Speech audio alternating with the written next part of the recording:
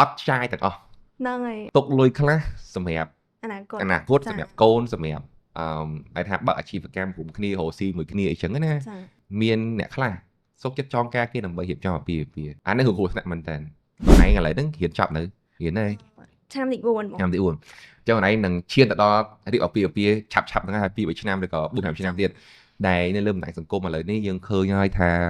ការរៀបចំអាពាហ៍ពិពាហ៍និយាយទៅឃើញលយបណ្ដោយតែអាលយភាពនៅក្រៅភាពលយហ្នឹងគឺការចំណាយច្រើន ចា អញ្ចឹងចង់ដឹងពី perspective ខ្លួនឯងវិញថាបើខ្លួនឯងនឹងឈានទៅដល់ការរៀបអាពាហ៍ពិពាហ៍តើខ្លួនឯង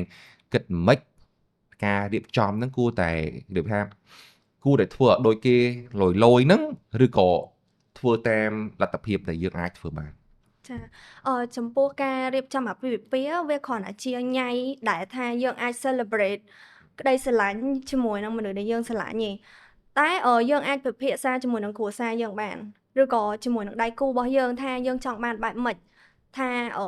មកឃើញគេល្អមែនប៉ុន្តែយើងត្រូវដឹងថាលទ្ធភាពយើងដល់កម្រិតណាយើងត្រូវបែងចែកថាលុយណាសម្រាប់អនាគតលុយណាសម្រាប់ celebrate ញ៉ៃហ្នឹងណាហើយសម្រាប់ខ្ញុំគិតថាវាអត់សំខាន់នឹងដល់ថ្នាក់ធ្វើធំដូចគេហ្មងព្រោះដោយសារយើងសល់លុយច្រើនយើងអាចយកលុយទៅធ្វើអីទៀតមានប្រយោជន៍ថ្ងៃអនាគតទៀតហើយការដែលយើងចង់បានហ្នឹងវាបានតែមួយពេលហ្នឹងណាវាសុបាយបានតែ celebrate ពេលធ្វើអាពាហ៍ពិពាហ៍ហ្នឹងចឹងបើយើងសល់លុយទៀតយកធ្វើអីមានប្រយោជន៍ល្អហើយសំខាន់អីដែលសំខាន់ជាងហ្នឹងទៀតគឺយើងមានពេលវេលា celebrate ជាមួយនឹងគ្រួសារយើងមានន័យថាគ្រួសារបងប្អូនមកជុំគ្នាគឺល្អឲ្យប៉ុណ្្នឹងឯងចឹងហ៎បង ចឹងរបៀបថាយើងរៀបចំឧទាហរណ៍ឥឡូវថាខ្លួនឯងមានលុយពីរអ្នកខ្លួនឯង couple ហ្នឹងណាមានលុយ$10,000ចុះ$10,000ចុះតើខ្លួនឯងនឹងចាត់ចែងរបៀបម៉េចសម្រាប់ការរៀបចំអាពាហ៍ពិពាហ៍ហ្នឹងសម្រាប់ខ្ញុំអត់ទាន់គិត detail ទេដោយសារអត់ទាន់គៀអ អូខេ តែបើមានលុយខ្ញុំនឹងបែងចែកលក្ខណៈថាសម្រាប់ធ្វើរោងការហ្នឹងគឺខ្ញុំបែងចែកភាសាជាមួយនឹងដៃគូរបស់ខ្ញុំដែរអញ្ចឹងបើសល់លុយខ្ញុំត្រូវធ្វើម៉េចដើម្បីទុកលុយខ្លះដើម្បីពេលដែលខ្ញុំការហើយ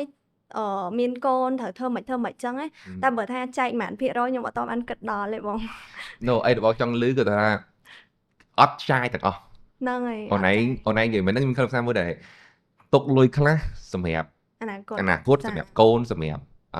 អាចថាបើកអាជីវកម្មរួមគ្នារកស៊ីមួយគ្នាអីចឹងណា ចា បងសួរនៅដោយសារតែក៏មានសាច់រឿងដែរមានអ្នកខ្លះសុខចិត្តចងការគេដើម្បីរៀបចំអាពាហ៍ពិពាហ៍អានេះគឺគ្រោះថ្នាក់មែនតើខ្ញុំគ្រាន់តែឮឃើញអានេះប្រយ័ត្នអ្នកនៅផ្សារឬករណីផ្សេងអ្នកនៅតាមផ្សារគាត់សុខចិត្តយកផ្ទះយកអីទៅប្រចាំគូដូចជាកូនប្រុសដើម្បីទៅដឹងកូនគេហើយរៀបចំអាពាហ៍ពិពាហ៍ប៉ុន្តែខ្ញុំមកពងគិតថាតើគាត់គិតដែរអត់ថាបើគាត់ធ្វើអញ្ចឹងណាមិនតាន់ការផងនាំមកជាពាក់លុយគេមកព្រោះយើងជពាក់លុយគេយើងត្រូវសងការគេមិនមែនយើងជពាក់លុយគេថ្ងៃ10ជ័យគេ50000យើងសងគេ50000ណាយើងត្រូវសងទាំងការប្រាក់គេទៀតត្រូវ តែមក I'm really impressed បងសប្បាយចិត្តវាអូនឯងនិយាយថារៀបចំអាពាហ៍ពិពាហ៍គួរតែរៀបចំទៅតាមលទ្ធភាពរបស់យើងកុំនិយាយថាយើងមាន10យើងចាយទាំង10ទៅលើអាពាហ៍ពិពាហ៍យើងត្រូវគិតមើលអំពីថ្ងៃក្រោយយើងរៀបការបើសិនជាមិនចឹងទេថ្ងៃក្រោយយើងរៀបការនាំគ្នារកលុយតែបង់ការប្រាក់គេទៅ